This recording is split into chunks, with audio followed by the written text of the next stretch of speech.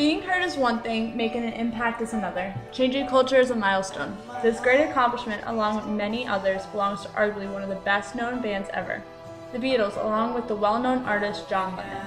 Being a big hit in Europe was hard enough in itself, but when that success came to America, it caused what some may know as Beatlemania.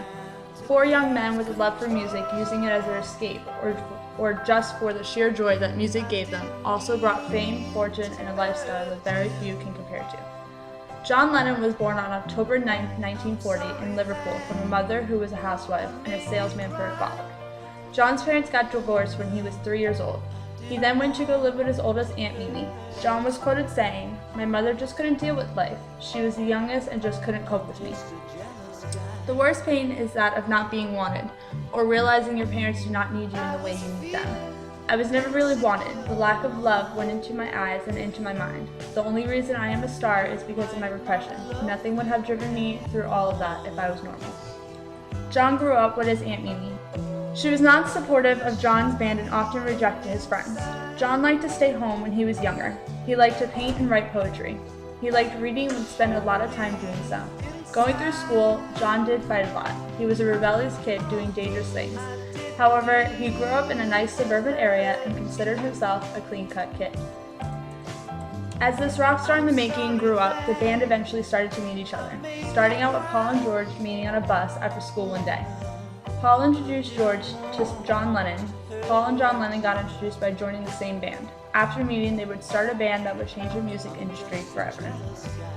The Beatles band was originally called the Quarrymen. The first band members were John Lennon, Paul McCartney, and George Harrison.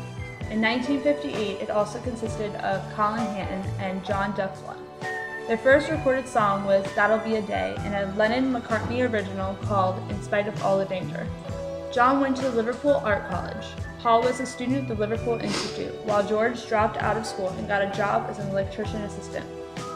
On August 8, 1959, George, John, and Paul opened a new venue called the Costco Coffee Club. In the beginning of the 1960s, the Quarrymen, who changed their name many times, added a new member to the group. His name was Stu Sutcliffe. In April of 1960, the band decided they wanted to change their name to something that had a double meaning or was an insect. Stu eventually came up with the name The Beatles. Therefore, John decided to spell it with an A, in order to have the band represent the Beatle and also the beat of music. John Lennon's explanation for this to the press was a joke, and he was quoted as saying, "Many people ask, what are Beatles? How did the name arrive? So we will tell you. It came in a vision. A man appeared on a flaming pie and said unto them, from this day on you are the Beatles with an A. Thank you, Mr. Man, they said, thanking him." In 1997, due to John's vision, they named an album called The Flaming Pie, for a tribute. The Beatles' first tour was 2 weeks in Scotland. This is how they began. The real tour that set him off was the tour to Hamburg, Germany. However, the Beatles were entering the continent illegally, because their manager did not have time to file the paperwork. The Beatles played 7 nights a week and 8 or 9 hours a night until 2 or 3 in the morning. The Beatles then moved to a different venue to play at a club called the Kaiser Keller. The gig was shared with a band called Rory Storm and the Hurricanes. This band had a drummer named Ringo Starr. On June 22nd to the 24th, the Beatles recorded for a record label called the Polydor. They sang Ain't She Sweet, Cry for a Shadow, but that record that would have the greatest immediate impact on the life of the band was a single with My Bonnie Lies Over the Ocean on one side and When the Saints Go Marching In on the other. In addition, on March 8, 1962, the Beatles were played on the radio, on a station called the BBC Light Program. The radio station wave is what first brought the Beatles to America. John married Cynthia Powell in August of 1962. After being played on the radio in Europe and then here in America, the Beatles made their first U.S. appearance on February 7, 1964. They made guest appearances on The Ed Sullivan Show a number of times.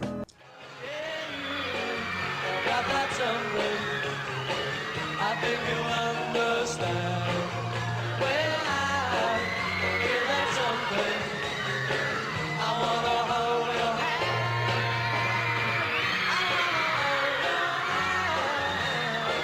I wanna hold your hand. Along with making guest appearances on shows, the Beatles had concerts in America. This leads to their last official concert that was at Candlestick Park in San Francisco, California, on August 29, 1966. After this, the Beatles took a break. During this break, John Lennon went to Spain to work in a movie. John and the other band members used many illegal drugs, including LSD. John and Cynthia divorced in 1968, and John married his new love, Yoko Ono, shortly after in 1969. John and Yoko were active members in the peace movement. The Beatles recorded the Magical Mystery film, which was not too successful. As time went on, members preferred to record songs on their own. George became increasingly frustrated that he was not looked at as a great songwriter as John and Paul were. In September of 1969, Abbey Road was released, and John Lennon officially announced that he was departing from the band. He went on to write and record some of the most inspirational and memorable songs. Some to name were Imagine, Give Peace a Chance, Happy Christmas, War's Over, and many, many others. I don't know what I actually do with the thoughts, but they come out either on film or on paper or on tape. I've just got lots of tape, which I suppose if I put onto paper, it'd be a book. But it's just a matter of, do I want to make those tapes into paper or make the tapes into records? Does it feel the same to you when you're writing something on paper and when you're writing a song lyric? It does now. In the old days, I used to think the songwriting was this, you know, and I love you and you love me, and my writing was something else, you know, even if I didn't think of it quite like that. But then I just realized through Dylan and other people, Bob Dylan, not Thomas, that it is the same thing, you know. That's what I didn't realize, being so naive, and that you know, you don't write pop songs and then you do that and then you do that. That everything you do is the same thing, so do it the same way. Oddly enough, because the business and contract negotiations were still ongoing, he did not make it public.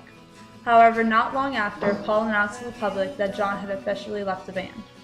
The next Beatle to follow in John's footsteps was Paul during the 1970s. The last member still in the group did not make the complete breakup official until December 31st, 1970. Some years later, an unfortunate incident happened that shocked the world.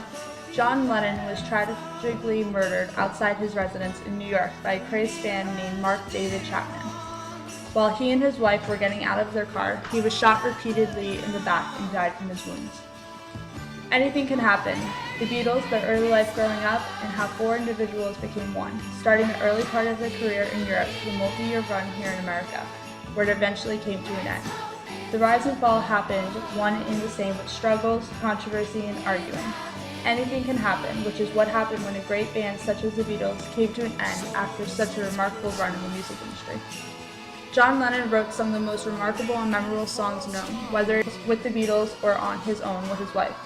He should continue being studied because of the largest impact he had in the music industry, with his songs that were full of his soul and heart. Musicians should look to him and actually learn something from a real known artist that brought this world to a frenzy. John Lennon lives on in his lyrics in this music industry.